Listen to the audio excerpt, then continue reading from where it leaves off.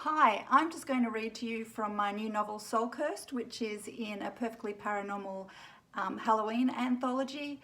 And we actually decided to, because it's Halloween, dress up a little bit. So that's why the ghastly makeup and the pajamas, the yummy sushi pajamas. If you read my novel Soul Cursed, you'll find that my heroine, Corinna, she loves Buffy the Vampire Slayer, and Hades and Persephone bought her a pair of yummy sushi pajamas for her birthday. So she's actually wearing them in one really great scene. So I'm dressed up as Corinna today. She's also not been looking after herself terribly well, hence the bags and the ghastly look and the terrible hair. Anyway, I'm going to read to you today from the first scene that we come across Corinna. It's chapter 2, and it's just a little sneak peek. Okay. Corinna stared at the screen before her, the words hazing. She pressed her fingers against the bridge of her nose, squeezing her eyes shut. Tired. She was just tired. If her auntie Seth was here rather than on Earth celebrating spring with her mother and sisters, she'd insist that she eat and rest. But how could she when she still hadn't saved those who had been under her care, even if the only way to save them now was to find their lost souls and send them to Elysium?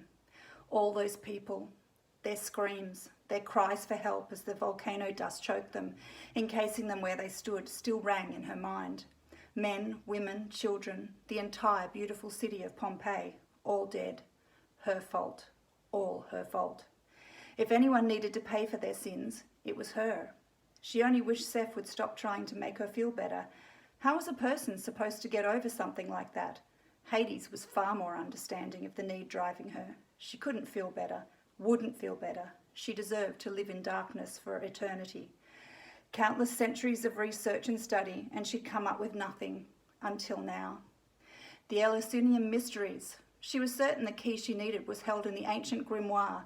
It was thought destroyed, but she knew differently. The last lost soul she'd interviewed in their underworld cell had told her what Demeter had done.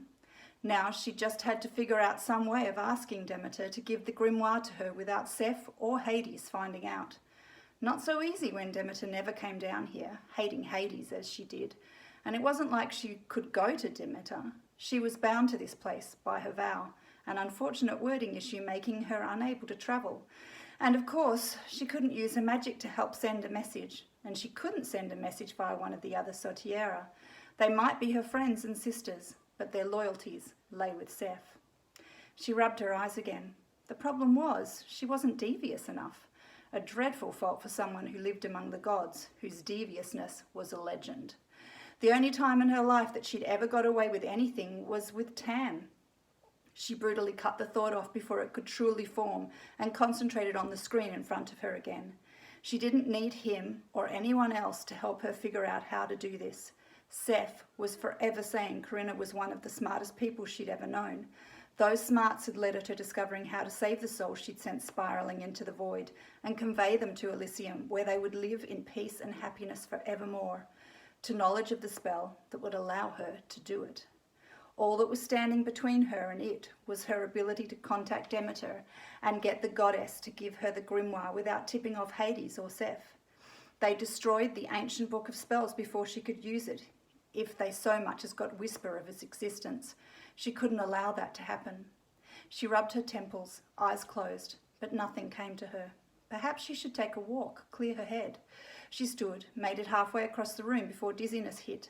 The room swayed around her. She staggered to the couch Seth had placed in front of the fireplace when she'd last decorated Corinna's room and fell into it. How long had she been staring at the computer screen? Her stomach chose that moment to growl. Oh, when was the last time she'd eaten? She couldn't remember. Food was brought for her and placed at her elbow every day, morning, noon and night, but if she was deep in her work, she often forgot it was there. They would take away her untouched tray and replace it with another, so it was impossible to tell when she'd last eaten by looking at the tray currently on her desk. A plate of her favourite lasagna, now cold, the cheese congealed on top with no obvious sign she'd touched it. Way too long, going by how dizzy and weak she was. Damn it, how stupid could she be? It would do no one any good if she passed out. She sniffed, catching a whiff of herself for the first time. She couldn't remember the last time she'd showered and changed either. She raked her hand through her hair, fingers getting caught in the knots she'd ignored when she'd piled the mass of greasy curls on top of her head this morning. Or was it yesterday morning? Damn it. Hades would give her a lecture if he found her in this condition, and then tell Seth, and Seth would worry. She wasn't sure why he hadn't come in already. He wasn't as much of a worrywart as Auntie Seth, only checking on her a few times a week, but he would normally have been in by now. She glanced at the large chronometer, her own design, on her wall. Its hands showed her the shifting of time due to the thinning of the veil. All Hallows Eve, of course. Seth's Halloween party. It explained why he'd been in such a grump the last time he'd come in to check on her. She thought it was because it was spring in the southern parts of the earthly realms, so it was Seth's turn to go there. Hades was always a grump for the months, years down here, that his wife was away from him, thanks to the bargain between him and his mother-in-law. It was why Seth had always made such a thing out of celebrating Halloween. It allowed them to see each other in this time of separation, with the veil thinning as it did. Although Hades had never liked having to dress up in whatever couples-inspired outfit Seth had decided upon in any given year. Thank the gods Seth had given up requesting Corinna's presence at those events many centuries ago. It was one guilt trip she certainly hadn't needed. So, shower or food first? The room still swayed around her when she stood, giving her the answer. She pushed away from the couch, heading to her desk and the cold lasagna.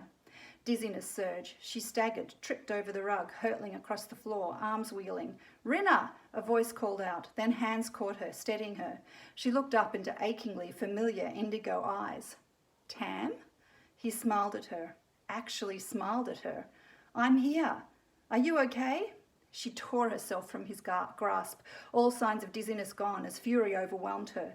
With a growl, she punched him square in the mouth. Tamuel staggered back, touched his bleeding lip, eyes wide. "What the hell, Rinna? What was that for? As if you don't know." "I don't." She hit him again. The look on his face was comical as he staggered again. She would have laughed, except she was too mad. Mad?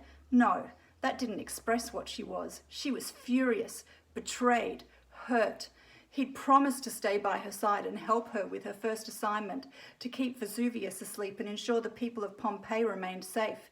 He had known how nervous she'd been, how much she doubted her ability to take on a dead mother's post and do it justice. Then he'd left, without a word, the day before she was due to leave.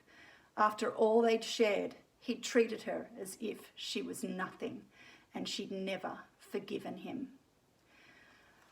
That's it for the reading for today. I hope you enjoyed where Tamuel and Corinna first met each other. You can buy A Perfectly Paranormal Halloween now from all good retailers, and I hope you enjoy our set of stories. Okay, happy Halloween, everybody. Bye.